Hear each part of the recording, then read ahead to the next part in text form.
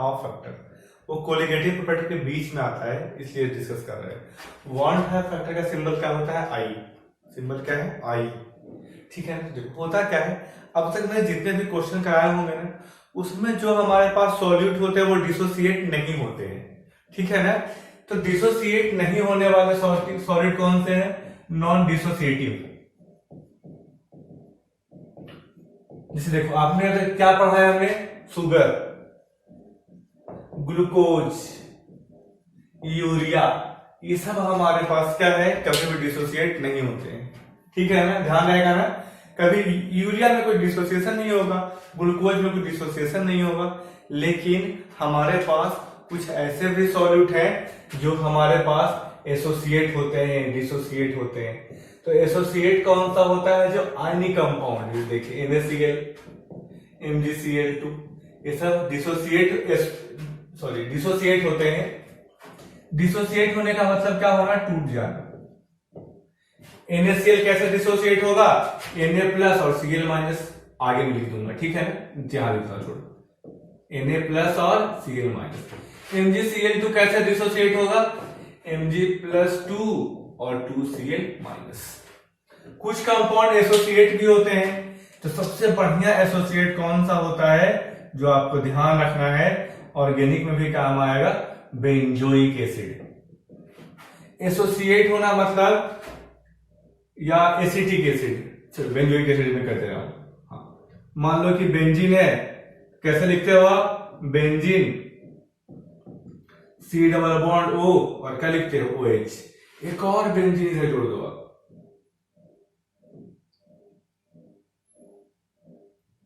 और क्या जोड़ दो आप? OH, फिर क्या डाल दो आप? Double bond.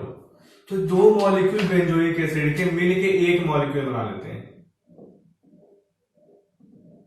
इसको क्या बोलते हैं? डाइमर।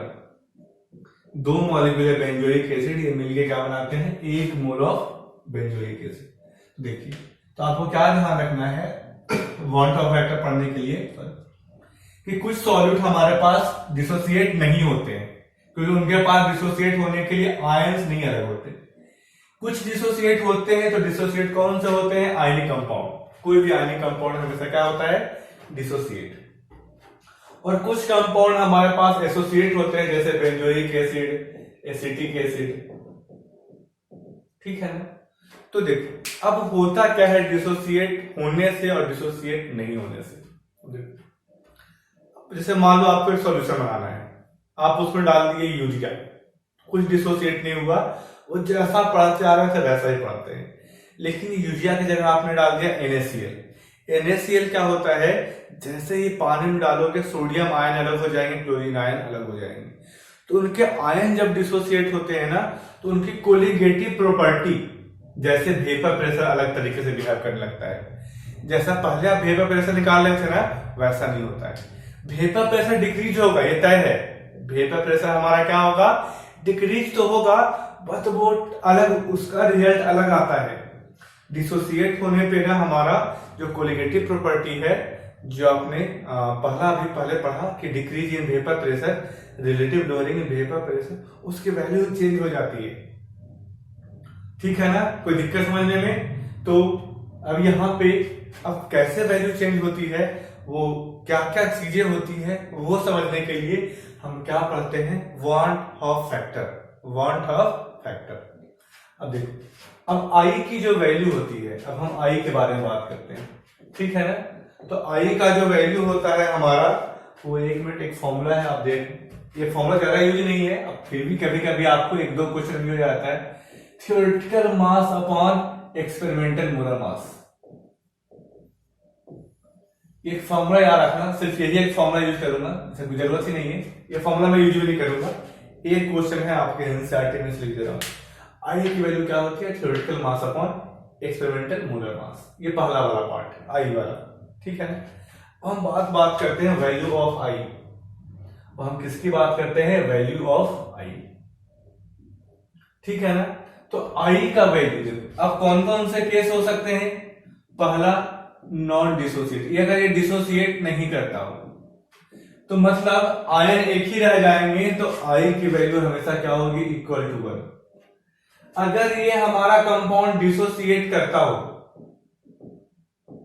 जो आपने सॉल्यूट डाला हो अगर वो डिसोसिएट करता हो तो आई की वैल्यू क्या होगी, ग्रेटर देन 1।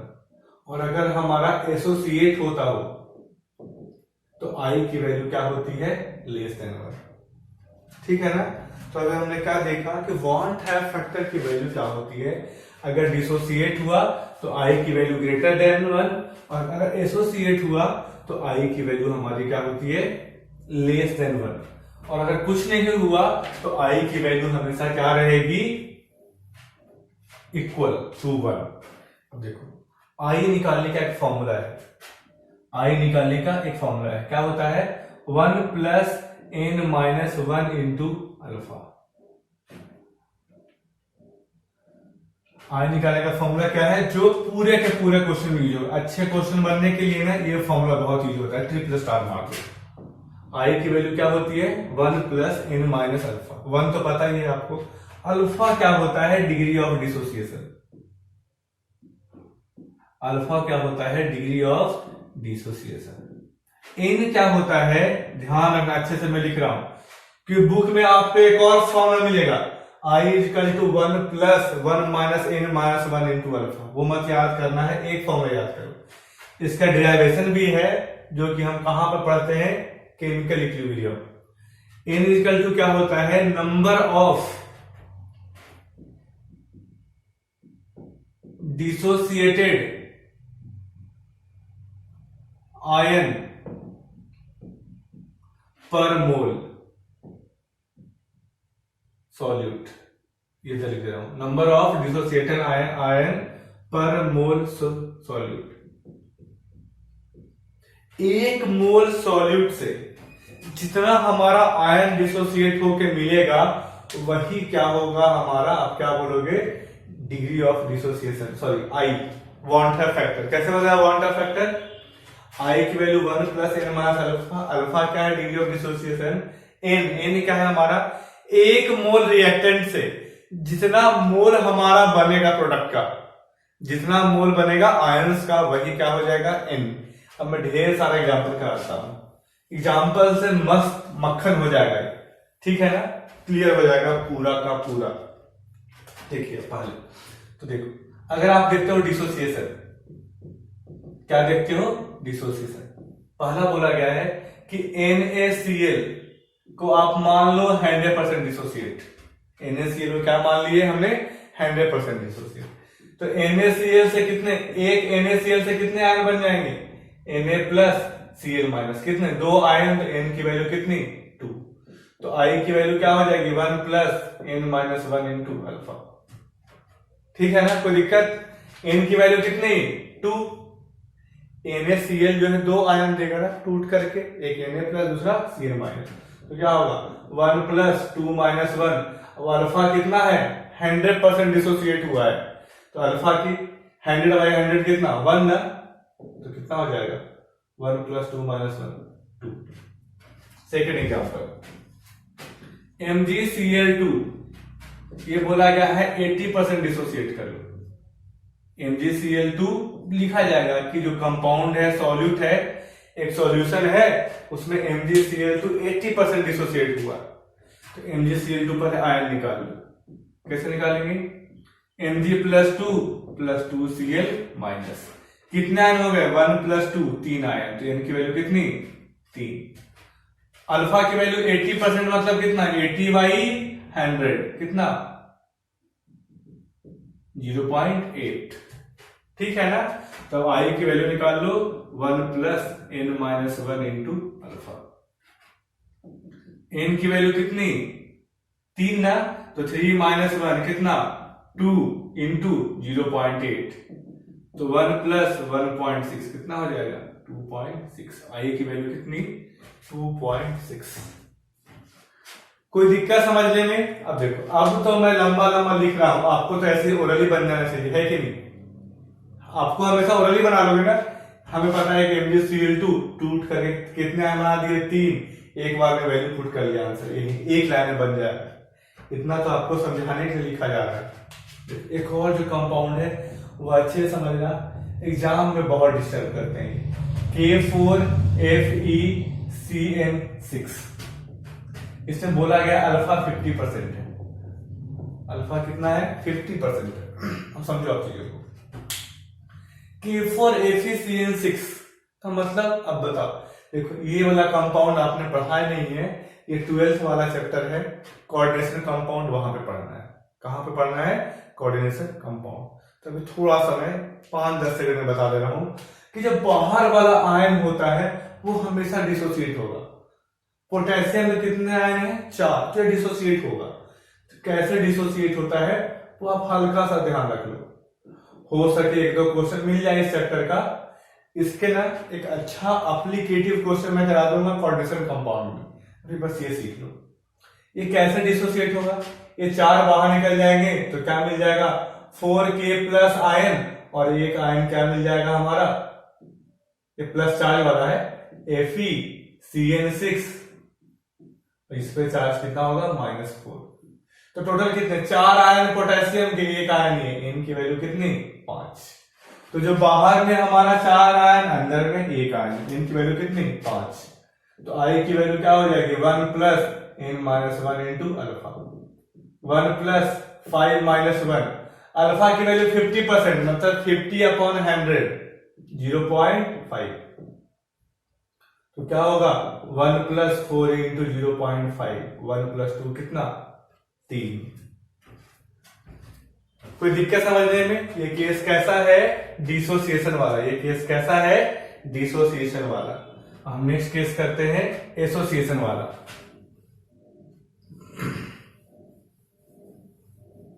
समझ में आ गया? एन की वैल्यू कैसे निकाल रहे हैं? 1 मोल से कितना मोल बन रहा है? 1 मोल से कितना मोल बन रहा है? 1 मोल से कितना मोल बन रहा है वो किसके बारे में बताएगा? एन के बारे में। अब देखिए एसोसिएशन में, मान लो कि एसोसिएशन में डाइमर, एसोसिएशन में क्या यूज होगा? Dimer, trimer. डाइमर का मतलब क्या हो गया? 2 मोल ऑफ ए से क्या बन गया है? A2। डाइमर का मतलब 2 मोल ऑफ ए से क्या बन गया है? A2। यहां पे अल्फा हमेशा मान लो कितना है? 100%। अल्फा कितना है? 100%। तो अब देखो 2 मोल के रिएक्टेंट से कितना मोल प्रोडक्ट बना है? 1 मोल। आपको एन की वैल्यू क्या बताया था? 1 मोल रिएक्टेंट से कितना आयन मिलता है? तो 2 मोल से 1 आयन मिला है, 1 मॉलिक्यूल मिला है, तो 1 मोल से कितने मोल जाएंगे? 1/2। तो यहां पे एन की वैल्यू कितनी हो जाएगी? 1/2। तो आई की वैल्यू 1 + n-1 इंटू अल्फा। क्या होगा? 1 + 1/2 माइनस अल्फा की वैल्यू 100/100 ना, तो क्या होगा? 1 - 1/2 कितना? 1/2। अगर डाइमर या ट्राइमर, मतलब 3 मोल ऑफ ए से क्या मिल गया है? A3। तो 3 मोल से कितना मोल मिला है? 1 मोल। यहां भी अल्फा की वैल्यू पे क्या मान लो आप? 100%। यूजुअली एसोसिएशन में सिर्फ और सिर्फ 100% वाले ही आते एग्जाम में। तो अल्फा कितना? 100%। अगर नहीं दिया तो निकाल लेंगे, जो फॉर्मूला पढ़ा हमने। तो 3 मोल से 1 मोल, तो 1 मोल से कितने? 1/3 मोल। तो आई की वैल्यू क्या हो जाएगी? 1 + एन की वैल्यू कितनी? 1/3 - 1 इंटू 1। अल्फा 100%, 1 - 1/3 कितना? 2/3। कोई दिक्कत समझने में? आपको क्या बताया था? डिसोसिएशन के लिए हमेशा आई की वैल्यू क्या होती है? >1। देखो सब वैल्यू 1 से बड़ी होगी। और जब आप एसोसिएशन कराते हो तो आई की वैल्यू क्या होती है? <1। ठीक है? कोई दिक्कत समझने में? चलो तो जल्दी से क्वेश्चन कर लेते हैं। हो सके ना थोड़ा ये वीडियो लंबा हो गया होगा, 2 लेक्चर मिला के, तो लास्ट क्वेश्चन कर लेते हैं। थोड़ा देर आप एडजस्ट कर लीजिए, ठीक है ना? आप नोट कर लीजिए अच्छे से, फिर मैं आगे बढ़ता हूं। एक छोटा सा क्वेश्चन करते हैं। एक्चुअली क्वेश्चन छोटा नहीं है, बट मैं जल्दी से उसको सोल्व कर दूंगा 5 मिनट में।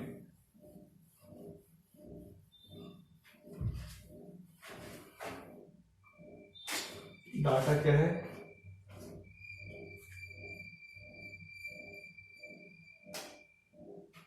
क्वेश्चन है हमारा 0.1 molar MgCl2 used for preparation of a solution having density is equal to 1.2 gram per ml at 300 Kelvin. at कहां पे 300 Kelvin. If solute is 50% dissociated, if solute is 50% dissociated, find out the change in pressure. या आपको क्या बोला जा सकता है, lowering in vapour pressure. If बोला गया है पानी सॉल्वेंट का प्योर प्रेशर कितना बोला गया है 250 mm ऑफ Hg. क्वेश्चन समझाता हूं कि MgCl2 को हमने एक सॉल्यूट की तरह यूज किया है, उसका हमने एक सॉल्यूशन बनाया है, ठीक है ना. और MgCl2 के बारे में क्या इंफॉर्मेशन दिया गया है 0.1 मोलर. MgCl2 के बारे में क्या इंफॉर्मेशन दिया गया है 0.1 मोलर. और जैसे ही इसको आप पानी में डालते हो ना, ये हमारा 50% डिसोसिएट हो गया है. 50% क्या हो गया है डिसोसिएट. और सॉल्यूशन बनाया है, उसकी डेंसिटी कितनी है 1.2 ग्राम पर ml. तो आपको क्या निकालना है कि प्रेशर कितना चेंज हुआ, और आपको सिंपली दिया गया है P0 दिया गया है, ठीक है ना. तो देखो अब हम इसमें क्या करेंगे, जो मैं तरीका बताया था आपको, मेन फॉर्मूला क्या बताया था यूज करने के लिए, P0 minus PS by PS equal to number of mole of solute upon number of mole of solvent. और यहां पे हम I से मल्टीप्लाई करेंगे. अब जितने भी कोरिलेटिव प्रॉपर्टी होगी ना, सब में हमें क्या करना पड़ेगा I से मल्टीप्लाई, क्योंकि I हमारा क्या हो रहा है डिसोसिएशन हो जा रहा है, उससे चीजें बदल जाएगी, ठीक है ना. कोई दिक्कत समझने में. तो अब ये क्वेश्चन ना थोड़ा सा जेई एडवांस लाइक हो गया है, ठीक है ना. तो आप सोल्व करोगे क्या, चलो आप सोल्व करो, ठीक है ना. छोड़ो यार, मैं सोल्व कर देता हूं. सोल्व कर लेना आप, चाहे तो वीडियो रोक करके सोल्व कर लो, मैं सोल्व कर देता हूं. देखो आप, तो थोड़ा सा कॉन्सेप्चुअल है. देखो तो पहले आप ना देखो P0 की वैल्यू पता है. देखो क्या क्या पता है, P0 की वैल्यू पता है, और P0 माइनस PS हमें निकालनी है. क्या निकालनी है P0 माइनस PS. यही होता है ना lowering in vapour pressure, P0 minus PS. और I की वैल्यू हमें पता है, ना सॉल्यूट का मोल पता है ना सॉल्वेंट का मोल पता है, लेकिन हमें क्या पता है मोलरिटी और डेंसिटी, ठीक है ना. मोलरिटी और डेंसिटी. पहले I का वैल्यू निकाल लो. क्या है हमारा MgCl2, और कितना परसेंट डिसोसिएट हुआ 50%. तो I की वैल्यू 1 प्लस, इसके लिए N की वैल्यू कितनी 3, N की वैल्यू कितनी 3. तो 3 माइनस 1 इंटू 50%, तो 2. 50 मतलब कितना 1/2 ना, 2 इंटू 2. I की वैल्यू कितनी 2. I की वैल्यू कितनी आ गई यहाँ पे 2. कोई दिक्कत समझने में, सही है ना हमारा. यस, I की वैल्यू कितनी आ गई है 2. अब क्या लिखा हुआ है मोलरिटी 0.1. तो इसको मैंने क्या लिखना बताया था 0.1/1. तो 0.1 क्या हो गया आपको सॉल्यूट का मोल, वो निकल गया आपको, सॉल्यूट का मोल है पता चल गया. और नीचे ये लीटर में है, क्या है वॉल्यूम ऑफ सॉल्यूशन. ये क्या पता चल गया आपको वॉल्यूम ऑफ सॉल्यूशन.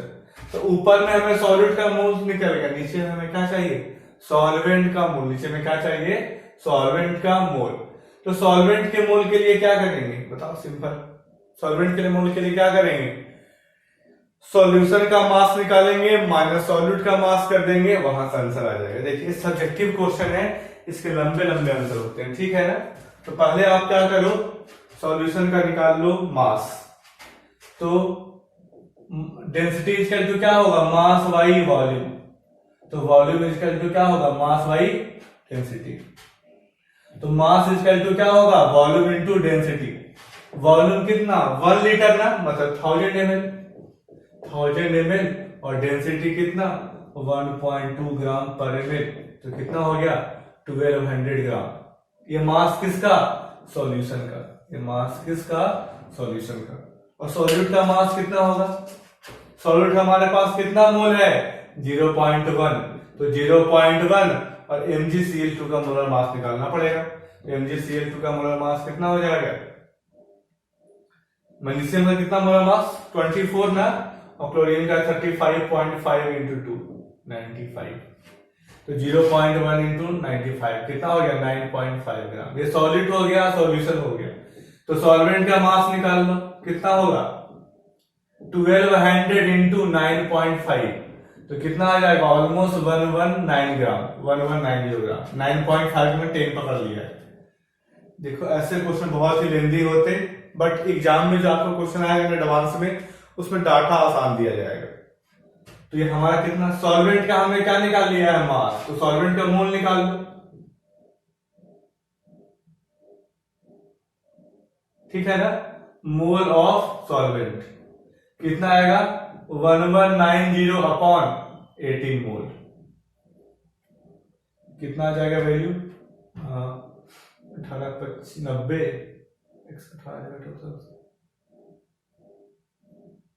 6, और क्या बचेगा 66.6 मोल आ जाएगा। तो अब देखो, अब हम सोल्व कर लेते हैं, यहां से वैल्यू पुट करते हैं।